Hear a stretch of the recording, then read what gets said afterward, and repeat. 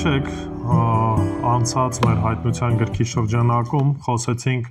Սարդիսի եկեղեցու մասին, որտեղ տեսանք, որ Սարդիսի եկեղեցին մեռած վիճակում էր գտնվում։ Այսինքն պատկերացեք, որ կարծես թե անուն ուներ, որ կենդանի է, բայց ինչ էր, մեռած էր։ Ու նաև խոսեցինք, որ այդ մեռած եկեղեցին որովհետեւ հալածանք, որովհետեւ խնդիրներ չունի, ինչու, որովհետեւ եթե արդեն մեռած ես, եթե արդեն սատանային ես, որովհետեւ հալածանք, որովհետեւ խնդիր, որովհետեւ բան էլ բնականաբար չի լինի, բայց հետաքրքիր էր, որ նույնիսկ այդ եկեղեցու շրջանակում տեսանք, որ Տերն ուներ իր ժողովուրդը պահված, իր փոքրիկ խումբը, եւ Աստված այզև ասած կոչ է անում, որ հնարավորություն է տալիս ապաշխարության դարձի։ Ինչ պետքա լինեին, պետքա արթուն լինեին, ճանաչեին, հասկանային վտանգը, եթե կհիշեք նույնիսկ Սարդիս քաղաքը ինքը դրանով կործանվել էր, որտեղ արթուն չէր եղել։ Նաև պետքա որոշ առումով պահեր այն կայծ, այսինքն կենտրոնանային ու բարձրացնեին նրանց, ովքեր որ հավատքի մեջ էին, ճշմարտության մեջ էին։ Պետքա նաև հիշեին, թե այն ավետարանը, որ քարոզվել էր իրանց ու այդ ավետարանը քարոզելով ապաշխարային դարձի գային, նաև պահպանեին, այսինքն հնազանդությամբ ընդունեին ճշմարտությունը եւ ապաշխարեին, այսինքն սրտի փոփոխություն եւ դարձ լիներ։ Եվ նաև խոսեցինք, որ Տերը նրանք, ովքեր որ իրենն են, իր զավակներն են, սպիտակ հանդերձներ կտա վերջին օրը, հաղթանակի օրը, եւ նաև իրենց անունները չի ջնջի կյանքի գրքից, այսինքն իրենց կենթանի կպահի այդ շրջանակում, որ ֆիզիկապես կենթանի կլինեն, նաև վերջում էլ, այսինքն Տիրոջ հետ կլինեն հավիտյան։ Շատ լավ։ Այսօր շարունակելու ենք, ինչու ուզեցի ես ամփոփեմ, որտեվ անցած տեսանյութը, որ ձայնագրել էինք, ձայնագրությունը չկա, այնպես որ գուցե մի անգամ նորից առանձին այդ հատվածը բան կանենք, բայց ոչինչ։ Այսօր նայելու ենք Ֆիլադելֆիայի եկեղեցին։ Ֆիլադելֆիայի եկեղեցին, որը որ հավատարիմ եկեղեցի էր, որը որ Տիրոջը հավատարիմ էր մինչև վերջ։ Ու եկեք նախ եւ առաջ կընթերցենք հատվածը 3-րդ գլուխ 7-ից 13-ն ենք կարդալու։ Հայտնություն 3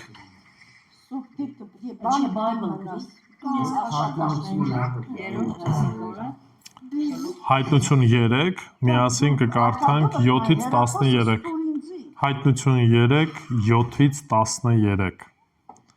Ֆիլադելֆիայի եկեղեցու հրեշտակին գրիր. Այսպես է ասում Սուրբը, ճշմարիտը, որ Դավթի բանալին ունի, նա որ բացում է եւ ոչ ոք չի փակում,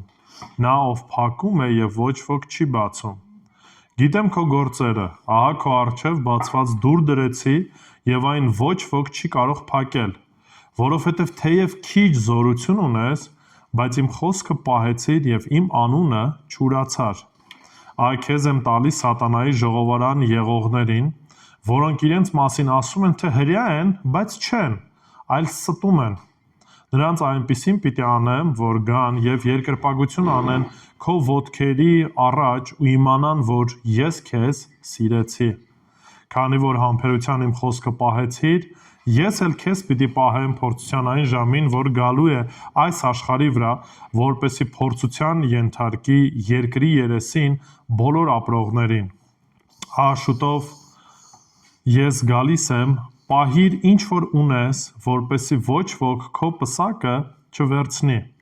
Հաղթողին իմ Աստծո տաճարում սյուն պիտի դարձնեմ, ու նա այլևս այնտեղից դուրս չի գալու։ Նրա վրա պիտի գրեմ իմ Աստծո անունը եւ իմ Աստծո քաղաքի անունը, նոր Երուսաղեմի անունը, որ իջնելու է երկնքից իմ Աստծո մոտից, եւ իմ նոր անունը պիտի գրեմ, ով ականջ ունի, թող լսի, ինչ որ հոգին ասում է եկեղեցիներին։ Ամեն։ Տեսեք, Ֆիլադելֆիայի եկեղեցի նորից այն 7 եկեղեցիներից մեկն էր, ով որ ու տեսնում ենք, որ սա այն եկեղեցիներից էր, որ Տերը որևիցե հանդիմանություն չի տալիս։ Հետաքրքրական է, ու բայց նաև հետաքրքրական է, թե երբ որ շարունակությունը նայենք, կտեսնեք, թե ինչ առանձնահատկություն ուներ այս եկեղեցին։ Ու նայեք, այս հատվածը ճիշտ է, միայն պատմական նկարագրություն չի, Այն ինչ որ միասին նայելու ենք, նաև որոշակի վարդապետական կարևոր հարցեր կան, որ միասին նայելու ենք։ Ինչին ենք ուշադրություն դարձնելու նախ եւ առաջ ոնց որ միշտ ով ուղարկողը, այսինքն Հիսուս Քրիստոս ինչպես է ինքն իրեն ներկայացնում ու միշտ հիշում եք, ճիշտ է, ոնց որ իրան Քրիստոս ներկայացնում էր, ուղիղ կապված էր եկեղեցու հետ կապված, այսինքն եկեղեցին ինչ վիճակում էր գտնվում։ Հետո կխոսենք մի փոքր եկեղեցուց, թե քաղաքը ինչ պատմական դիրքում էր գտնվում եւ այլն, կտեսնենք գովաբանությունը Տիրոջ կողմից, նաեւ պատվերը ու նաեւ խոստումները, որ ուղարկված են հաղթողին։ Հենց ամենասկիզբը ինչ են կարդում, ասում է Ֆիլադելֆիայի եկեղեցու հրեշտակին գրիր, հիմա հրեշտակ բառին էլի չեմ ուզում անդրադառնամ, արդեն շատ ենք խոսել, ասում է այսպես է ասում Սուրբը ճշմարիտը, որ Դավթի բանալին ունի։ Ուրեմն առաջինը Տեր Հիսուս Քրիստոս ինչպես է ինքն ներկայացնում։ Որպես Սուրբը, որպես Սուրբը։ Նախ եւ առաջ ուզում եմ ձեզ հարցնեմ, ինչ եք կարծում, Սուրբ բառը ինչ է նշանակում։ Մաքուր, հա։ Մաքուր որոշ առումով, ուրիշ։ Ասեցի։ Մի խորհուրդ Աստծուն, ինչ որ կարող է կարող լինի իր բարագա առարկա, որ Աստծո ծառայության մեջ ինչ որ հատուկ նպատակի համար օգտագործվում։ Երկրորդը հենց մարդիկ են, երբ որ Աստծո ժողովուրդը ընտրված են, ապաշխարած են, իրան են պատկանում, եկեղեցուն են պատկանում, էլի նշանակում է Սուրբ։ Նայեք, երբ որ ինչ որ ասում է Արաքսը, միանշանակ ճիշտ է այն առումով, որ մենք պետքա առանձնացնենք, ասենց ասած առանձնացնենք։ Սուրբ բառը ինչ որ վերաբերվում է Աստծուն, միանշանակ կարող ենք ասել լիովին մաքուր, անարատ, առանց որևիցե բծի, առանց որևիցե սխալի կամ առանց մեղքի։ Այն ինչ որ վերաբերվում է Աստծուն։ Ինչ որ վերաբերվում է մարդկանց կամ մնացած իրերին, կարող ենք ասել, որ ինքը առանձնացված է, չնայած Աստծուն էլ կարող ենք ասենք, Աստված առանձնացված է ամեն տեսակի մեղքից, ամեն տեսակի պղծությունից եւ այլն։ Այսինքն Սուրբ բառը նշանակում է առանձնացված, կատարելապես Սուրբ, կատարելապես մաքուր։ Հիմա, երբ որ խոսքը մեզ է վերաբերվում, մենք իրականում մաքուր ու Սուրբ չենք, անսխալական չենք, բայց Քրիստոսի սրբությունն է, որ վերագրվեց ում մեզ, Քրիստոսի արդարությունն է, որ վերագրվում է մեզ, եւ Աստված նայելով մեզ, երբ որ Քրիստոսին ենք, երբ որ հավատացել ենք, ոչ թե արդեն տեսնում է մեզ, այլ տեսնում է մեր մեջ ապրող Քրիստոսին, որը որ սուրբ անարատ է։ Դրա համար, երբ որ դիմում է եկեղեցիներին, եկեղեցին սուրբ է, որովհետև Քրիստոսով է սրբված, Քրիստոսով է մաքրված։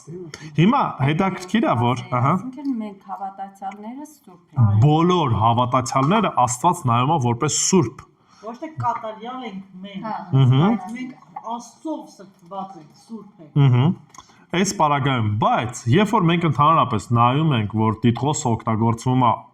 Քրիստոսի վերաբերյալ որպես սուրբ, հիշում եք հայտնություն գիրքը, որ գրքի հետ կամ ընդհանրապես որ գրքի հետ ուղիղ կապ ունի։ 5 տակարանի հետ, հիշում եք, ասում է, որ եթե 5 տակարանը չգիտեք, իրականում հայտնության գիրքը չեն կարող հասկանալ։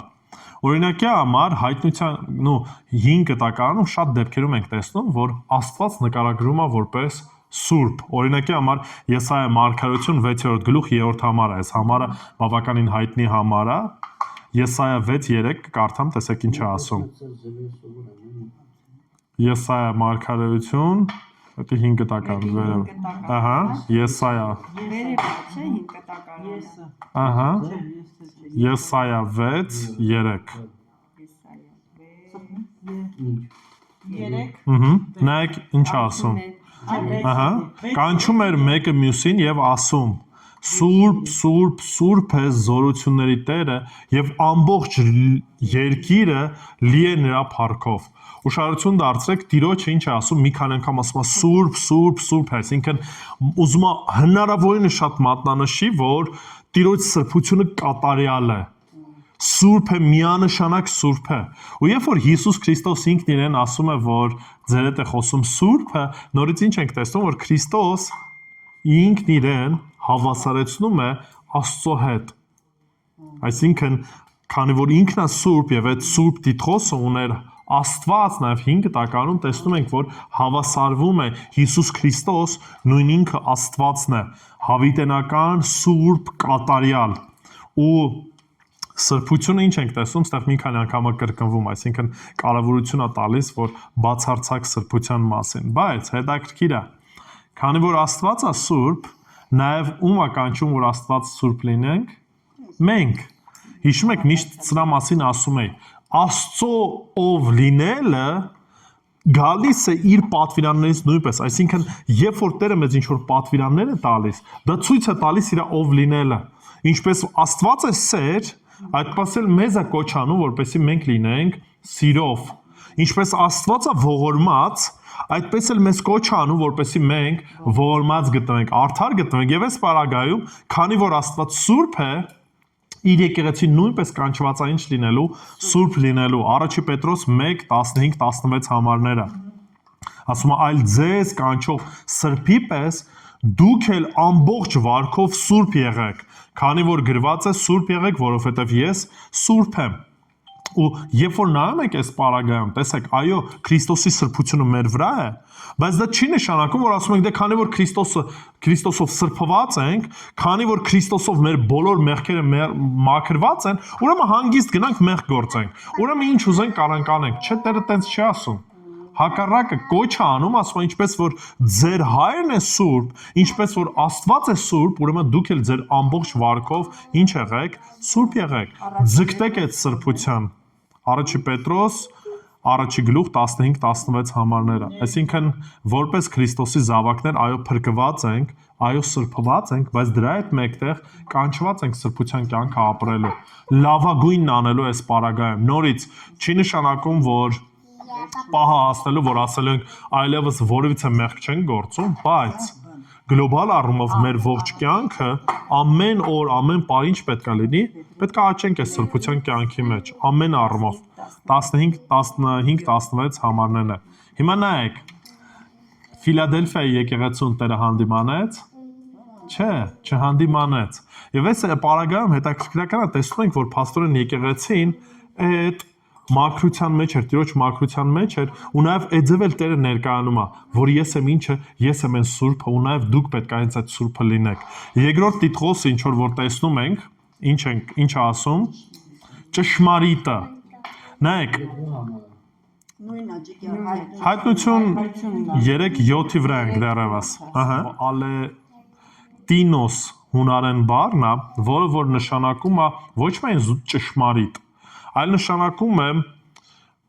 առանց սխալի կամ իսկական, օրիգինալ կամ իրական, այսինքն մենակ խնդիրը այն չի, որ ուղղակի ճշմարիտ է, ուղղակի սխալ չի, հասկանում եք, այլ ինքը իրականն է, իսկականն է, այսպես ասած օրիգինալն է։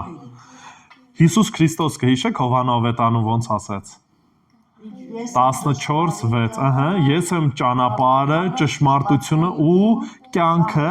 ոչ ոք հոր մոտ չի գնա, եթե ոչ ինձանով։ Հիսուս Քրիստոս սրա մասին էլ էր մինչև այդ խոսել, որ ինքն է բացարձակ ճշմարտությունը։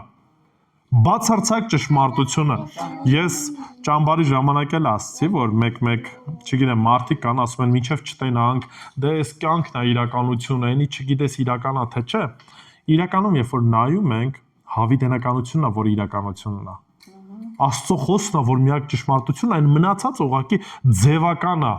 Մարդիկ, ովքեր որ Քրիստոսինը չեն, ձևականության մեջ են ապրում, ցույց են տալիս ինչ-որ մի բան, որը որ չեն, ու կլինի համացանցով, կլինի իրենց կյանքով, ժպիտներ եւ այլն, շատ լիքը բաներ են փորձում ներկայացնել, որը որ իրականությունը չի, կեղծիքն է։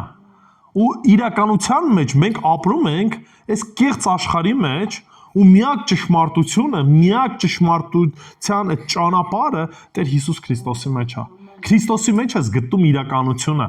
Դրա համար ենք ասում, որ Քրիստոսի մեջ գտնում ենք այդ ճշմարիտ կյանքի նպատակը։ Հակառակ դեպքում նորից այդ ամեն ինչը սա ձևական է, անիմաստ է, բոլոր մարդիկ են այդ ձևականության մեջ ապրում։ Հիմա մանավանդ այդ սոցցանցերի զարգացվածության առումով մարդկանց նկարներն ես նայում, հասկանում ես, որ այդ մարդը նույնիսկ իր դեմքը չի։ Արդեն արհեստական բանականության վիդեոներ են սարքում, նկարներ են սարքում եւ այլն, այսինքն ինչ անում, կեղծիքն է ներկայացվում։ Ներկայացվում են ժպիտներ, ներկայացվում են ընտանիքը լավ է, բոլորս լավ ենք, էս ենք անում, այն ենք անում, բայց այդ ամեն ինչը ինչ է, սուտ է, որտեղ ամեն մեկը իրականում գիտի, առանց Քրիստոսի իրականություն չկա։ Ու այս պարագայում եկեղեցին ապրում էր հեթանոսական կայսերապաշտ շրջանակում, հрьяաների միջավայրում, որոնք որ հակառակվում էին Քրիստոսին, բայց Քրիստոսին չի ուզում իրանց հիշեցնի, որ այդ ամեն ինչը ինչն է, ձևական է, անցողիկ է։ Տեր Հիսուս Քրիստոսն է այն ճշմարտությունը, այն ճշմարիտը, այն իրականը, որի վրա պետք է հիմնված լինի մեր կյանքը։ Շատ լավ։ Երրորդ տիտղոսը, որ տեսնում ենք, Դավթի բանալին։ ըհը, հետաքրքիր ասում է Դավթի բանալին ունեցողը։ Դավիթը ով էր։ Դավիթ թագավորն էր, ու մենք գիտենք, որ Մատթեոսի ավետարանից էլ տեսնում ենք կամ մարգարեություններից էլ գիտենք, որ Հիսուս Քրիստոս գալիս է Դավթի սերնդից։ Դավիթը որպես թագավոր, ու երբ որ խոսում է, օրինակի համար նորից 5 տականում, Եսայա մարգարեություն 22:22, տեսնում ենք հետևյալ խոսքը, Եսայա 22:22, խոսքը գնում է Մեսիայի մասին, ասում է. Ես Դավթի տան բանալին կդնեմ նրա ուսին, երբ նա բացի, ոչ ոք այն չի փակի, եւ երբ նա փակի, ոչ ոք չի բացի այն։ Ընդհանրապես, երբ որ խոսքը գնում է բանալի մասին, նախ եւ առաջ այդ ցույց է տալիս թագավորական իշխանության մասին, որտեղ Դավթի բանալին է ձեռքը, Դավիթը ինքը որպես թագավոր էր, եւ այս պարագայում ասում է Մեսիայի ձեռքը լինելու է ինչը, Դավթի բանալին։ Հիսուս Քրիստոս ինքը ներկայացնում է մեկով, որ գալիս է որպես թագավոր, նաև ունի իշխանություն։ Որտեղից ենք տեսնում այդ իշխանությունը, ասում է, եթե ինչ-որ մի բան փակեմ, որևիցե մեկը դա չի կարա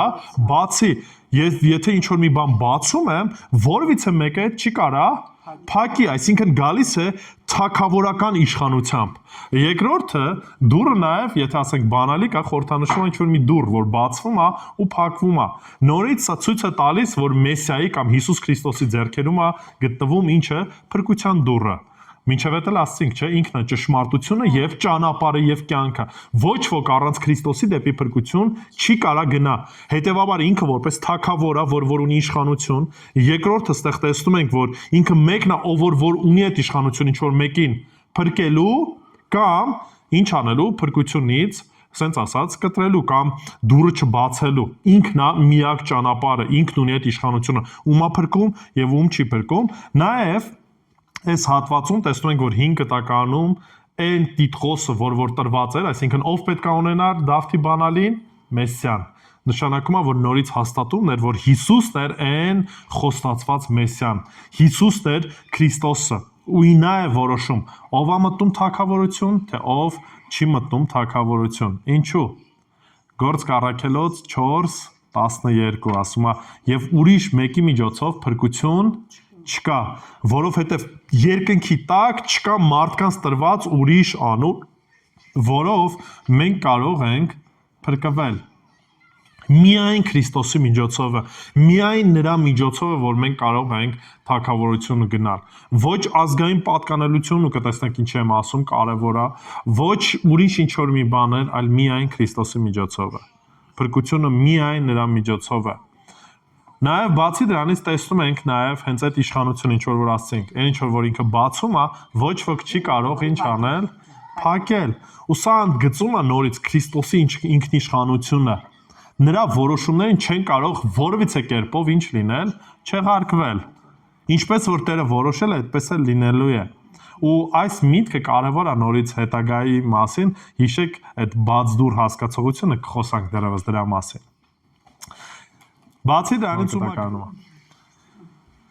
Գործք Առաքելոց 19:10 Պողոս Առաքյալի մասին է խոսքը գնում, որ երբ որ Եփեսոսում քարոզում էր, ասում է եւ դա տևեց 2 տարի, մինչեւ որ Ասիայի բոլոր բնակիչները եւ հрьяաները եւ հեթանոսները լսեցին Տիրոջ խոսքը։ Երբ որ ասում է Ասիայի բոլոր բնակիչները, այդ Ասիայի շրջանակում էր գտնվում նաեւ Ֆիլադելֆիա քաղաքը։ Կոնկրետ չունենք, ասենց ասած բան Աստվածաշնչում, որ հենց Պողոսն է հիմնել, բայց նորից հավանականությունը, որ ինքն է այդ տարածքներում եղել, ինքն է քարոզել, ու նաև պատմական աղբյուրները ցույց են տալի, որ եկեղեցին եղել է ու երկար ժամանակ գոյատևել է, այսինքն շարունակ հավատարիմ քրիստոնեական կենտրոն է եղել կոնկրետ Ֆիլադելֆիայի եկեղեցին։ Մի փոքր ուզում եմ պատմեմ քաղաքի մասին։ Ֆիլադելֆիա բառը, եթե նայեք, նշանակում է ֆիլեոս կամ ֆիլադելֆոս բառը սեր է նշանակում, բայց առանձնահատուկ սեր, այսինքն եղբայրական սեր կամ ասենց ասած քույրերի մեջ սեր, այսինքն այս տրամաբանությամբ ասում։ Գիտեք, որ նաև ագապեն բառն է որպես սեր օգտագործվում, երկրորդ բառը, որ նորից հանդիպում ենք, Ֆիլադելֆիա բառն ենք հանդիպում, Ֆիլադելֆիա նշանակում է եղբայրական սեր։ Նորից իրանք օգտագործում են երկուսն էլ, մեկը մյուսին է ձև ասած փոխարինող, ագապե որպես սեր կարային օգտագործեն, բայց Ֆիլադելֆիա ավելի նշանակում է եղբայրասիրություն։ Քաղաքը հիմնվել է մեր թվարկությունից առաջ երկրորդ դարում ու ինքը գտնվել է Փոքր Ասիայի կարևոր ճանապարհների խաչմերուկում։ Այդ Հերմոս գետի հովտից գտնվում էր Սարդեսը, որ խոսեցինք, նաև Սմյուրնիայի եկեղեցու մասին էլ։ Ու ասում է դեպի հարավ արևելք գտնվում էր այդ Կոգամիս գետի հովիտը։ Այդ ճանապարհով հնարավոր էր բարձրանալ Հերմոսի հովտից շուրջ պատկերացեք 760 մետր դեպի կենտրոնական բարձրավանդակ։ Հենց այդ հովտում էլ գտնվում էր Սարդիսը, մոտ 48 կիլոմետր հեռավորության վրա։ Ու Սարդիսից էլ 48 կիլոմետր հեռավորության վրա գտնվում էր Ֆիլադելֆիա քաղաքը։ Նայեք, ինչի համար էր սա կարևոր։ Երբ որ ինքը հիմնադրվում է 189 թվականին, Պերգամոնի արքան նրա եղբոր Ատալոսի երկրորդի կողմից անունը ծագում է Ատալոսի, ասենց ասած, մականունից, որ իր մականունը հենց Ֆիլադելֆոս էր, այսինքն եղբայրասեր էր, ու դրանից էլ այդ քաղաքը ձև են նշանակում։ Ու հիմնադրվել էր ոչ թե եթե օրինակի համար անցած քաղաքը որպես ռազմական ամրոց էր համարվում, այս քաղաքը հիմնադրվել էր, որ ինքը հունական մշակույթը ինչ անի, տարածում ունենա, ազդեցություն ունենա կողքի քաղաքների վրա ու հունական այդ հելլենական մշակույթը տարածվի կողքի քաղաքների վրա։ Ու հետաքրքիր է, որ նայում եք Լիդիայում եւ Փյուրգայում մարդիկ ուղղակի արդեն բոլորը հիմնականում անցել էին հունարենին եւ հունական մշակույթին եւ իրենց sense ասած արմատները իրենց լեզուն ինչ էին արել, արդեն մոռացվել էր, այսինքն իր նպատակի համար, ինչի համար որ ստեղծվել էր կոնկրետ քաղաքը, բավականին լավ աշխատում էր։ Ինքը բավականին, sense ասած, լավ ճանապարհային ուղի էր ու համարվում էր արևելքի դարպաս ու բացի դրանից նաև հրաբխային շրջանի եզրին էր գտնվում, դրա համար հողերը բավականին բերի էին ու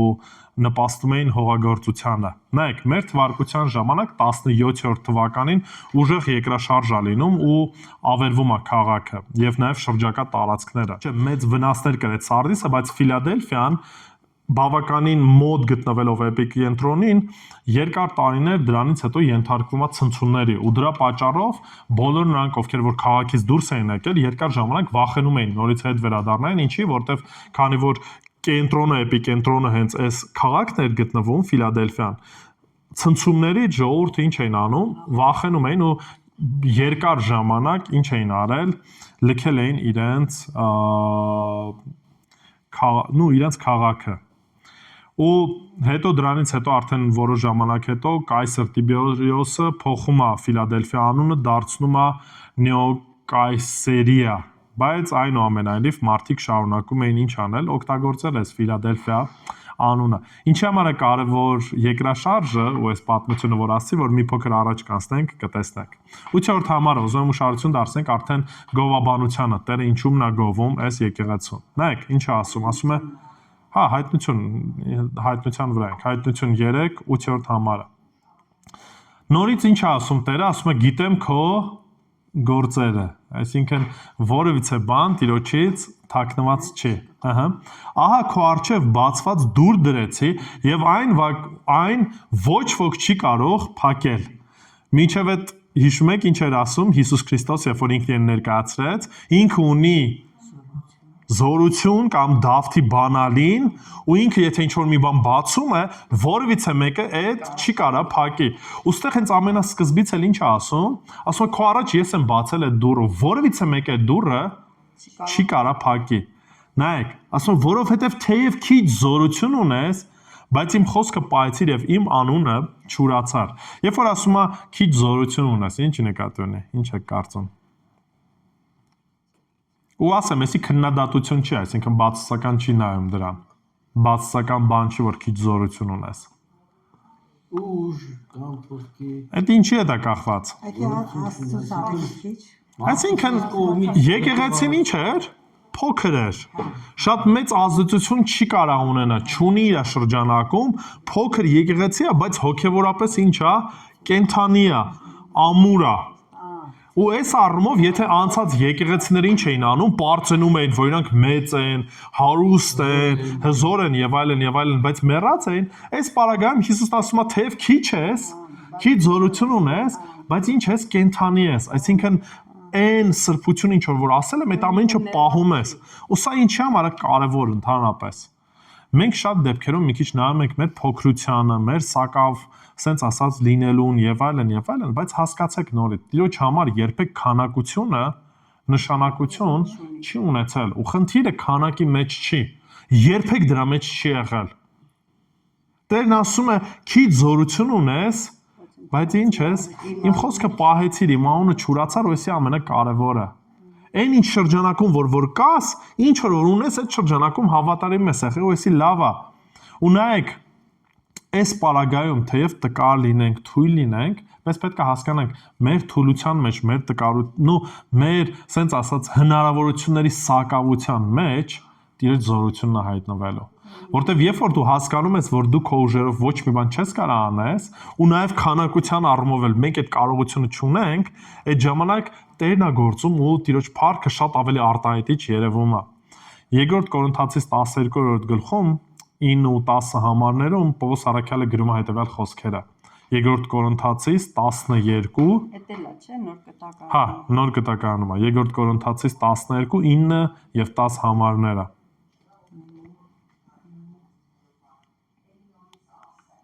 Երկրորդ Կորինթացիս, 12, Հա, 12, 9-ից 10 համարները։ 12, Նայեք ինչ ասում։ Ասում է, իսկ նա ինձ ասաց. Քեզ իմ շնորհը բավարար է։ Կհիշեք տկարություն կար, Պողոս Առաքյալը աղոթում էր, որպեսզի Տերը այցելություն անի, բայց ասում է իմ շնորհը բավարար է, որտեվ իմ զորությունը տկարության մեջ է կատարյալ դառնում։ Այդ ավելի հոժարությամբ իմ տկարություններով կպարծենամ, որպեսզի Քրիստոսի զորությունը իմ մեջ ինչ լինի,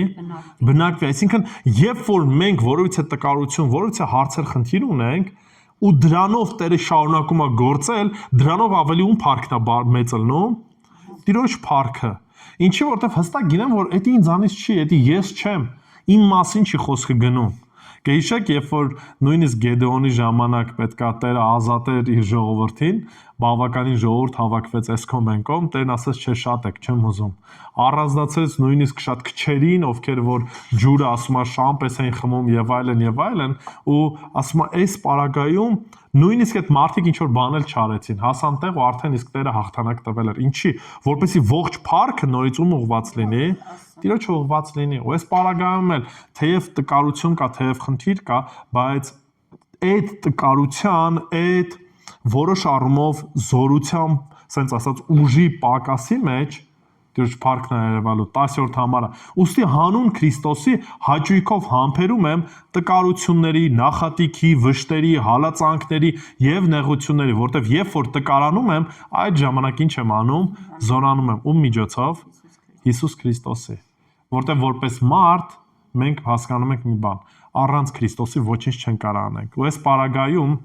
Ֆիլադելֆիայի եկեղեցին փոքր էր, բայց Տիրոջ զորությունը այդ փոքր եկեղեցու շրջանակում շատ լավ ինչ էր անում, երևում էր, արտահայտվում էր ծառայության մեջ եւ այլն։ Ինչ արեց, ասում է, պահեցիր իմ խոսքը։ Պահել նշանակում է պահպանել, հնազանդորեն ինչ անել, ենթարկվել այդ ամեն ինչին։ Խոսքը ոչ թե զուտ մենակ գիտեին, այլ ինչ էին անում, պահում էին։ Հովանու 14:23 Հիսուս պատասխանեց եւ ասաց նրանց. Եթե մեկը ինձ սիրում է, իմ խոսքերը ինչ կանի, կպահի,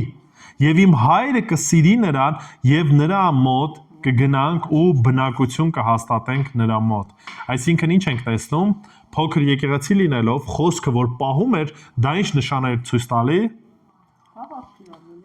Նստեղ կոնկրետ էս պարագայում, այսինքն իրանք ինչ էին անում։ Սիրում էին Աստծուն։ Որովհետև եթե ասում ենք, որ սիրում ենք Աստծուն, բայց Տիրոջ խոսքը չենք պահում, ուրեմն ստախոս ենք։ Ուրեմն չի կարող այդպես լինի։ Եթե խոսքը պահում ենք, ուրեմն դա ցույց է տալիս, որ ինչ ենք անում։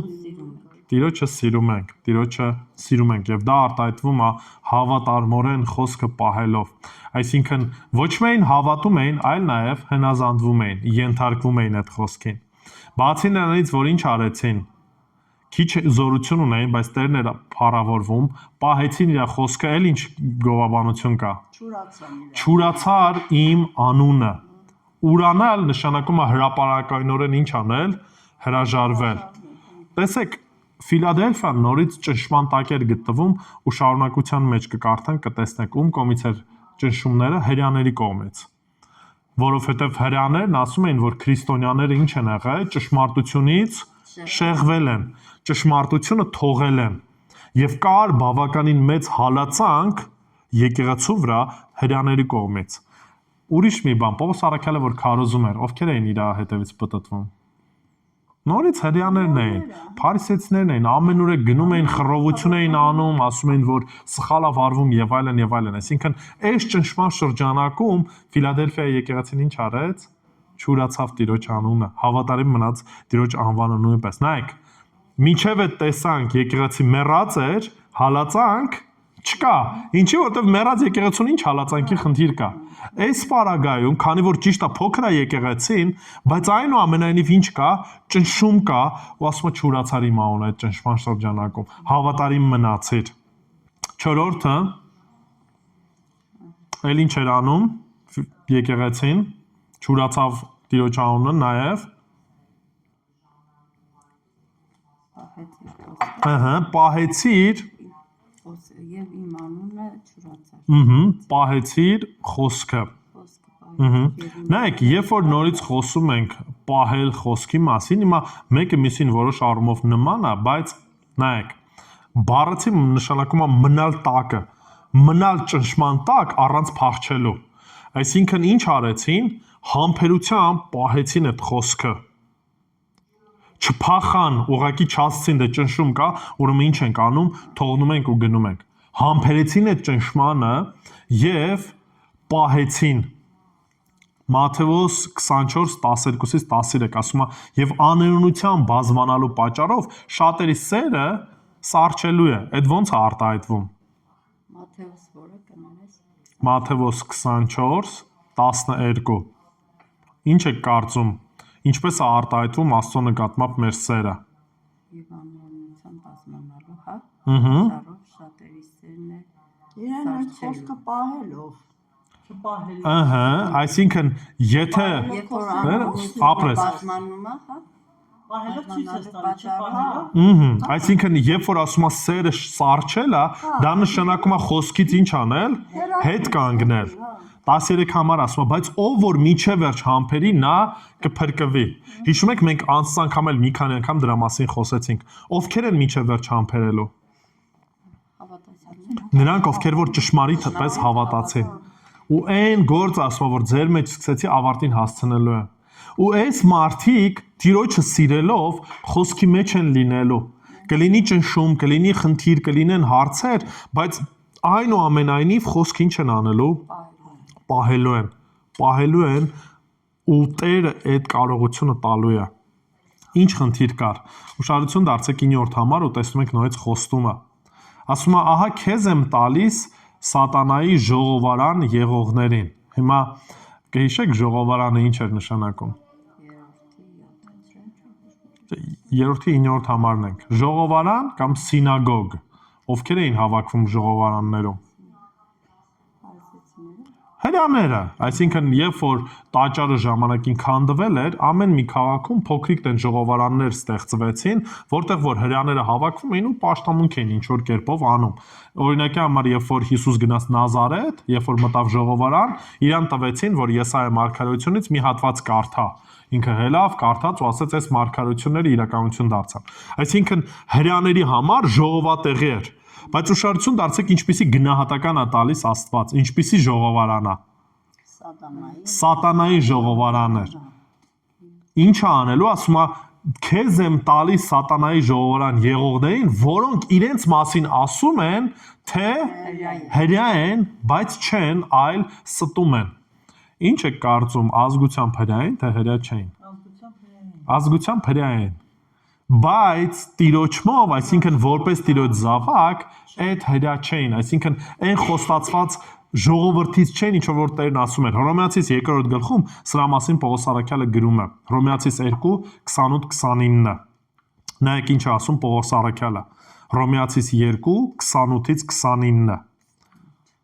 Նայեք, ասում է, որովհետև հրյան նա չէ, ով արտաքուստ է երևում, եւ թլպատություն այն չէ, որ մարմնով է հայտնի, այսինքն զուտ այն, որ դու ունես հրյական sense ասած ծագում, թլպատվել ես եւ այլն,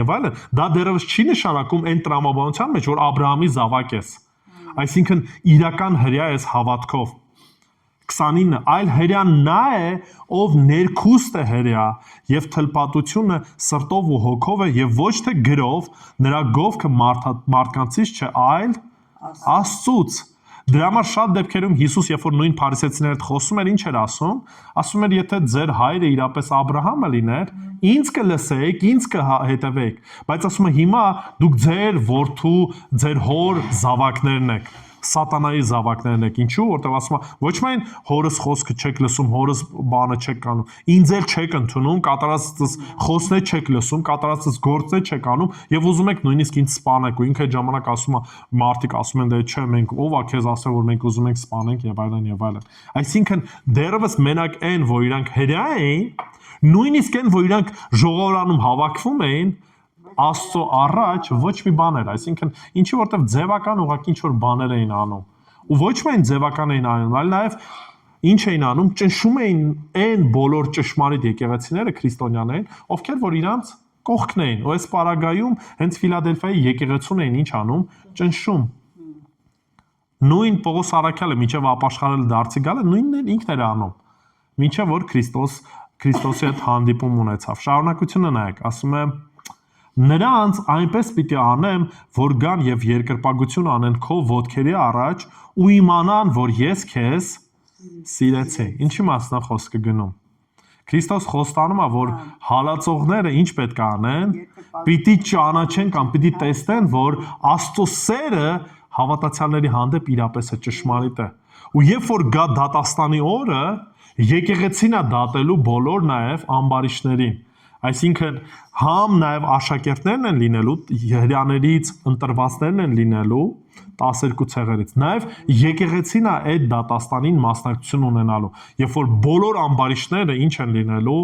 Տիրոջ առաջ են գալու եւ երևալու է, որ եկեղեցին քրիստոնյաները ինչ են, Տիրոջ սերը ինչ էին անում, վայելում էին, Տիրոջ սերն են ունեցել։ Այդ աշակերտները Հիսուս Քրիստոսի 12 առաքյալներն էին, որ պիտի լինեն այդտեղ։ Ոչ միայն իրանք, այլ նաև եկեղեցին է լինելու, նաև լինելու են 5 կտականյան հավատացյալները,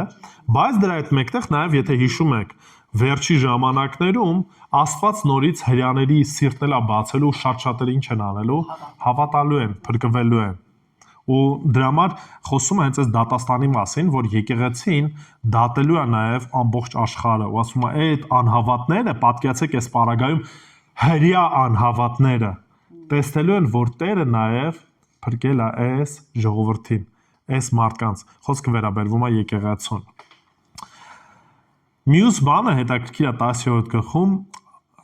ինչ է ասում է, քանի որ համբերությամբ իմ խոսքը պահեցին, ինչ որ մինչև այդ ասցի, համբերությամբ խոսքը պահեց, այդ նշման տակ էր խոսքը պահեց, ասում է ես քեզ պիտի պահեմ փորձության այն ժամին, որ գալու է այս երկրի վրա, որպեսի փորձության ենթարկի երկրի երեսին բոլոր ապրողներին։ Ինչ փորձության մասին է խոսքը գնում։ 7 տարվա նեղության մասին է խոսքը գնում։ Հիմա առաջ Աստված երբ որ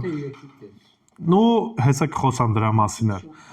7 տարի ընդհանուր է, առաջ Աստված երբ որ այս եկեղեցիներին առանձնացնում է, դրանից հետո սկսելու է պատմել, բայց ուզում եմ ինչի վրա ուշադրություն դարձնենք։ Հիմա ինչ կապ ունի կամ ինչ հալածանքի մասն է խոսքը գնում։ Դանիել մարգարեությունից կարող ենք տեսնել 9-րդ գլուխ 27 համարը, Դանիել 9:27 5 տակարանն է։ Դանիել 9:27 Նայեք ինչ է ասում է եւ նա շատերի համար 1/7 պիտի զորացնի ուխտը եւ 7-յակի կեսին պիտի դադարեցնի զոհը եւ հացի ընծան։ Եվ տաճարի եզրի վրա ավերումի գարշություն կլինի, մինչև որ վերջնական եւ նախասահմանված պատուհասը կթափվի ավերողի վրա։ Հիմա շատ չեմ մտնելու այս դետալների մեջ, որտեղ դեռևս խոսելու ենք, բայց խոսքը գնում է ճիշտ էս Բեն ջան, որ 7 տարվա նեղությունը բաղկացած է երկու մասից։ Առաջին մասում նեղը գալու է ներկայանալու է որպես մեկը, որ տաճարն է շինելով, որ ուխտերն է վերականգնվելու եւ այլն, բայց ասում է այդ 7-յակի կեսից ինչ անելու, դադարեցնելու է զոհը, դադարեցնելու է հացի ընծան ու նստելու է տաճարի մեջ ու պաշտամունք ակնկալելու։ Ու այդ ժամանակ երբ որ հրեաները չեն համաձայնվելու իրեն պաշտելու, սկսելու է մեծ հալածանք, բայց մեծ հալածանքը ում կողմից է ուղարկված լինելու, Աստծո կողմից։ Աստվածը որ պատժելու է ժողովրդին, պատժելու է ամբողջ աշխարհի ժողովրդին։ Երեմիա 37 Ավաղ, որովհետև այդ օրը մեծ է, նրան նմանը չկա, ուշադրություն դարձրեք։ Երեմիա 37, հա, դեռևս 5 տակարանում ենք։ Նայեք, ասում է ավաղ, որովհետև այդ օրը մեծ է, նրան նմանը չկա եւ նա Հակոբի համար նեղության ժամանակ պիտի լինի, բայց նա ազատվելու է դրանից։ Ուշադրություն դարձրեք։ Երեմիա 37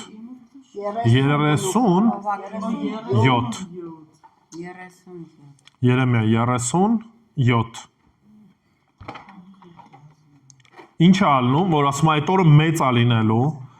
նրան նմանը չի լինելու ամբողջ մարդկության պատմության ընթացքում, բայց Տերը ինչ է ասում է նեղության ժամանակ ազատելու է նա դրանից։ Հիմա այստեղ մի հատ հետաքրքիր բան կա, որ ուզում եմ ուշադրություն դարձնեք։ Երբ որ նայում եք, ասում է պահել բառը, Հայտնություն 3:10-ում, ինչ է ասում։ Ասում է, որ գալու է այս աշխարհի վրա, որպեսզի փորձության ենթարկի երկրի վրա բոլոր ապօրինողները, իրենց ինչ անելու, ասում է, ես էլ քեզ պիտի պահեմ։ Եթե նայեք հունարեն տերմինները, կտեսնեք, որ երկու բառ է այս ձև ասած գրած է տերեո էկ, տերեո նշանակում է պահել, էկ նշանակում է դուրս, դրսից։ Այսինքն, երբ որ այդ փորձությունը լինելու է, փորձության մեջ չի եկեղեցուն ինչ անելու, պահելու։ Ինչու։ Մենք գիտենք, որ հափշտակությունը լինելու է երբ հափշտակությունից հետո նոր գալու է նեղության շրջանը։ Ուղղակի մարդիկ կան, ովքեր որ ասում են, որ նեղության շրջանով նաև եկեղեցին է անցնելու, բայց Աստված ինչ անելու, պահելու է։ Այս հունարեն լեզվական առումով նշանակում է պահել ինչ դրսից, ոչ թե պահպանել ներսում այդ բանը հալածանքի, այլ Տերը պահելու է մեզ ինչ այդ հալածանքից դուրս, այսինքն հափշտակությունը լինելու է 7 տարվա նեղությունից առաջ։ Հիմա դեռևս էլի խոսելու ենք սրա մասին, բայց նեղությունը լինելու է։ Ինչու։ Որովհետև այս նեղությունը չի լինելու աշխարհի կողմից, լսում եք, մինչև այդ եկեղեցին ում կողմից էր հալածվում, աշխարհի կողմից էր։ Սատանան է, որ հալածում է այսօր եկեղեցուն, որը որ միշտ եղել է։ Բայց այդ 7 տարվա նեղությունը ուղիղ հալածանք է լինելու, այսպես ասած դատաստան է լինելու Աստծո կողմից աշխարհի վրա։ Եվ նաև տրամաբանական էլ չէր լինի, որ Աստծո այդ բարկությունը թափվեր նաև Եկեղեցու վրա։ Դրա համար եկեղեցին մինչև այդ ինչա լինելու, հափշտակվել է ու Տերը այս խոստումը տալիս է։ Ֆիլադելֆիային ասում է, քանի որ պահեցիր, հավատարիմ ես, երբ որ գալու է այդ նեղությունը, որ ասում է ես եմ ուղարկելու ամբողջ աշխարհի վրա։ Քեզ ինչ եմ անելու, պահելու եմ կամ պահելու եմ դուրս, որը որ գալու է բոլոր մարդկանց վրա։ Ուրեմն ինչ պատվեր է տալիս, այսինքն մենք տեսանք քաջալերանքը, ինչով գովեց Ֆիլադելֆիայի եկեղեցուն, տեսանք խոստումը, որ հափշտակությունն է լինելու կամ այդ փորձությունից ինչ է անելու, դուրս է լինելու եկեղեցին, եւ տեսնում ենք նաեւ պատվերը 3-րդ գլուխ 11 համարը։ Նայեք, ասում է ահա շուտով ես գալու եմ։ Հիմա տեսեք, սրա մասին խոսել ենք էլի շատ անգամներ։ Տեր Հիսուս Քրիստոսը շատ հստակ ասում էր, որ շուտով գալու եմ, բայց դա չի նշանակում, որ օրինակի համար հիմա անցել է այսքան ժամանակ ու ասում ենք դե որ չի եկել, ուրեմն չի գալու։ Այս շուտով հասկացողությունը այն է, որ մենք պետքա միշտ ամեն վարքյան, ամեն պահ այդ սպասման մեջ լինենք, որ Տերը շուտով գալու է։ Տերը շուտով գալու է։ Պահիր ինչ որ ունես, ինչ ունի։ Արդեն իսկ տեսանք նկարագրությունը, ինչ ուներ։ Ասում է պահիր ինչ որ ունես։ Ինչ ուներ։ Նույնտեղ կոնկրետ խոսումը ասում է, որ խոսքը ամուր ես պահել։ Հավատքը պսակը բան։ Եկեղեցի, սերը, Հեն ինչ որ խոսեցինք, ինչ էր անում ինքը։ Չուրացավ որևիցե կերպով Տիրոջ խոսքը, գիշեք, որ խոսեցինք։ Այսինքն այդ ինչ արա, շարունակի պահել, հավատարիմ էր խոսքին, այսինքն ճնշման ժամանակ չուրացավ, պահեց խոսքը, չուրացավ Տիրոջ անունը, համբերում էր այդ ճնշմանը եւ համբերության մեջ նորից հավատարիմ մնաց։ Ասում է, ինչ արա, սա պահի եւ քեզ ինչ կտամ։ 11 համարը։ Ինչ որ ունես, այն պսակը, որպեսզի որ քեզանից չվերցվի։ Սա նորից խոսքը գնում է ինչի մասին, երբ որ մենք հավատարիմ ենք եւ երբ որ ծառայում ենք, Տերը իր ժամանակին վարձահատույց է լինելու։ Հակոբոս 1:12 Երանելի է այն մարդը, որ համբերում է փորձության, որովհետև փորձվելով կստանա կյանքի պսակը, որ Տերը խոստացավ իրեն սիրողների համար։ Այսինքն բոլոր այն ջանքը, բոլոր այն ծառայությունը, որ մենք կատարում ենք, խոսքը չի գնում փրկության մասին։ Խոսքը գնում է արդեն վարձատրության մասին։ Այսինքն ինչ որ անենք, Տերը իր ժամանակին ինչ է անելու, վարձահատույց է լինելու։ Ոստեղ ասում է, որ ոչ ոք քո պսակը, որպեսի ինչ անի, չվերցնի։ Հավատարիմ շարունակեք այդ ընթացքը, այդ քայլը։ 12 համարը։ Ինչ խոստումներ են նորից տալի 12 համարը։ Հաղթողին իմ Աստծո տաճարում սյուն պիտի դարձնեմ։ Նայեք, նորից երբ որ ասում է սյուն տաճարում կդարձնեմ, սյունը ինչն է խորհրդանշում, սյունը ինչի համար է պետք։ Ամրության, կայունության, պատվավոր դիրքի մասին է խոսքը գնում։ Այսինքն շենքը, որ կառուցում են, սկիզբը սյուներն են կառուցում, սյուների վրա նոր պատերն է կառուցվում եւ այլն եւ այլն։ Ու այս պարագայում ասում է, որ եթե հավատարիմ եղար, ինձ համար, այսինքն պատվավոր տեղ ես ունենալու, պատվավոր տեղում ես լինելու երկնքում։ Չես լինելու մեկը, որ անպիտան էր եւ այլն, այլ եթե հավատարիմ մնացիր, ծառայեցիր, երկնքում պատվավոր տեղ ես ունենալու, ամուր կայուն տեղ ես ունենալու, չես երերվալու, այսինքն այլևս այդ, ասենց ասած, երերուն վիճակներ չեն լինելու, հաստատուն ես լինելու, կայուն ես լինելու եւ պատվավոր դիրք ես ունենալու։ Բացի դրանից, ինչ կանի Տերը։ Երկրորդ խոստումը ո՞րն էր։ Նրա վրա դուրս իմ Աստծո անունը եւ Ուրեմն երկրորդ խոստումը ասում է Աստծո անունը կգրեմ նրա վրա։ Խոստում ինչի։ Աստծո անունը երբ որ կգրի մեր վրա, դա ինչ կնշանակի։ Որ պատկանում ենք իրեն։ Այսինքն միանշանակ արդեն մեր վրա լինելու է Տիրոջ անունը, որը որ վեր է ամեն ինչից։ Նեղություն կա, խնդիր կա, դա համցույց է տալու պատկանելության մասին, հայել նաև հավերժանական նույնականացման մասին, որ մենք ում համար ենք, ում նման ենք, Տեր Հիսուս Քրիստոսի, ինչու որտեվ երկրից վրա ուզում ենք հենց նմանվենք, ամեն օրը մեր ամեն վայրկյանը պետք է ձգտենք նմանվենք ում Տեր Հիսուս Քրիստոսին։ Ու երկնքում ինչ է ասում, Տերը ասում է խոստանում է, որ Աստծո անունը գրելու է մեր վրա։ Մեր վրա ենք կրելու Տիրոջ անունը, այսինքն իրեն ենք պատկանելու եւ հավերժական նման ենք լինելու, նույնականացվելու ենք Տեր Հիսուսի հետ։ Երրորդ խոստումը։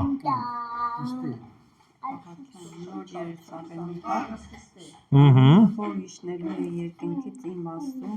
Նայեք, ինչ է ասում։ Ասում է՝ պիտի գրեմ իմ Աստծո անունը եւ իմ Աստծո քաղաքի անունը։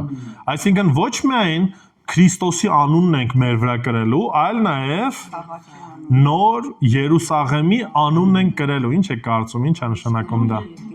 Նոր երկիրը։ Հասկացա, նոր երկինք, նոր երկիր, բայց քաղաքի անունը, որ գրված է մեր վրա, դա ինչ է նշանակում։ Աստծո, Հիսուս։ Այդ անունն էր Քրիստոսի։ Հիմա էլ ասում է նաև քաղաքի անուն։ Երուսաղեմը Ահա։ Նոր քաղաքի անունն է մեր վրա լինելու։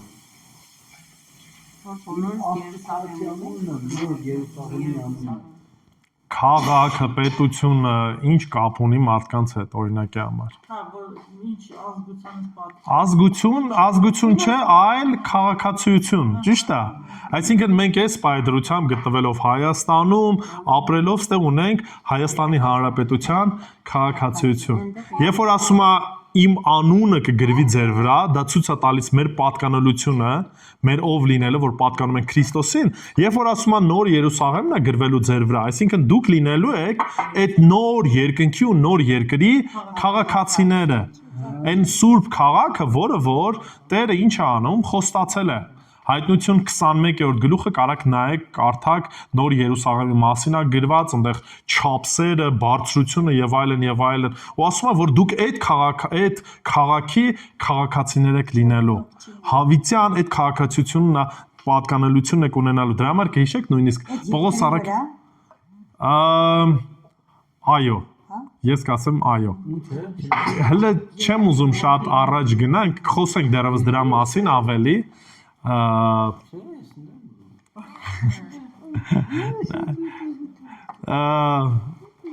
Ժամանակը կգա, դեռևս կխոսենք, էլի, ամեն ինչը պրոստը ուզում եմ, որ դուք դեռևս մենակ այս սրա վրա ուշադրություն դարձնեք, երբ որ խոսք գնում է նոր Երուսաղեմի մասին, նորից պետք է հասկանանք մի բան, Պողոս Արաքյալն էր սրանով պարծենում։ Այն ժամանակ մարդիկ պարծենում էին հռոմեական քաղաքացիությունից, հիմա եթե նայենք, չգիտեմ, պատկերացեք Ամերիկայի քաղաքացիություն ունենայիք։ Դա ամենահզոր պետությունն է, ֆինանսապես եւ այլն, որոշների համար պարծանք է, ինչի որտեվ ամեն ինչ կտան, որպես այդ քաղաքացիությունը ստանան։ Ահա, ու այս պարագայում Պողոս Արաքյալն Հռոմի քաղաքացի լինելով ինչ էր անում, ասում մեր քաղաքացիությունը երկինքն է։ Այսինքն մեր պարծանքը ոչ թե այս քաղաքացիությունը պետք է լինի, ոչ թե այն, որ դուք Ամերիկայի քաղաքացի եք, չգիտեմ, Հայաստանի Հանրապետության քաղաքացի եք եւ այլն, այլ մեր պարծանքն այն է, որ մեր վրա գրվելու է այդ նոր քաղաքի անունը, այսինքն երկնքի նոր Երուսաղեմի քաղաքացիներ ենք լինելու, սուրբ քաղաքի քաղաքացիներ ենք լինելու։ Բացի դրանից նաև ասում է իմ նոր անունն եմ գրելու, երբ որ ասում է նոր անունն եմ գրելու, սա խորհրդանշում է Քրիստոսի փառքի լրիվ բացահայտումը։ Ինչ նկատի ունեմ, բացեք Հովանու, առաջի Հովանու 3:2։ Առաջի Հովանու 3:2։ Դե բարձրաձայն կարդում եմ։ Աստծո որդիներ են եւ տակավին հայտնի չէ, թե ինչ պիտի լինենք, բայց գիտենք, որ երբ նա հայտնվի,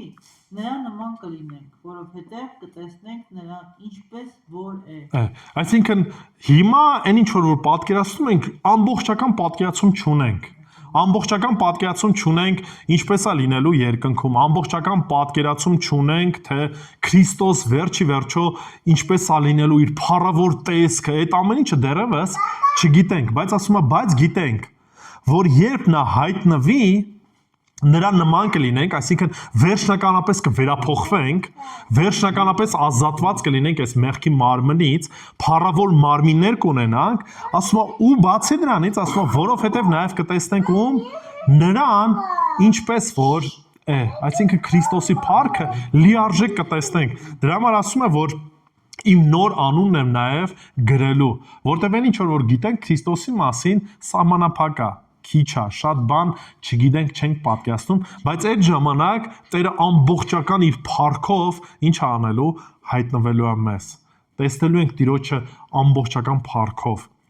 Ու այսի իրականում պետք է քաջալերանք լինի մեզ համար։ Ուրեմն փորձելով ինչ անել, ընդհանուր ամփոփելով, Ֆիլադելֆիայի եկեղեցին մեզ համար լավ օրինակ է։ Փոքր էին, բայց սուրբ կյանքով էին ապրում, հնազանդ էին, չուրացան Տիրոջ անունը եւ տոկուն էին իրենց հավատքի մեջ։ Ճնշում կար, խնդիրներ կային, հարցեր կային, բայց տոկուն էին։ Ու Տերը ինչ խոստացավ իրենց, որ բոլոր նրանք, ովքեր որ հաղթելու են, սյուն են դառնալու տաճարում, այսինքն կարևոր տեղ են ունենալու, Տերը ինչ է անում, քաջալերում է իրանց, Աստծո անունն է գրելու նրանց վրա, այսինքն հավերժական պատկանելություն ենք ունենալու, որ մենք պատկանում ենք Տիրոջը, նոր Երուսաղեմն է գրվելու մեր վրա, այսինքն մեր քաղաքացիությունը լինելու է երկինքը կամ նոր Երուսաղեմը, Տիրոջ սուրբ քաղաքը եւ նաեւ նոր անունն ենք տեսնելու կամ նոր անունն է գրված լինելու մեր վրա, այսինքն Քրիստոսին ինչ ենք անելու, լիարժեք ամբողջական իր ողջ փառքով տեսնելու ենք։ 3:13, այսի անդադ շուտ-շուտ կրկնվում է։ Ով ականջ ունի, թող լսի, թե հոգին ինչ է ասում եկեղեցիներին։ Սա այն քաջալերանքը, որ մեզ համար պետք է ինչ լինի, ամուր լինի։ Սա մեր հույսը պետք է լինի։ Շատ լավ։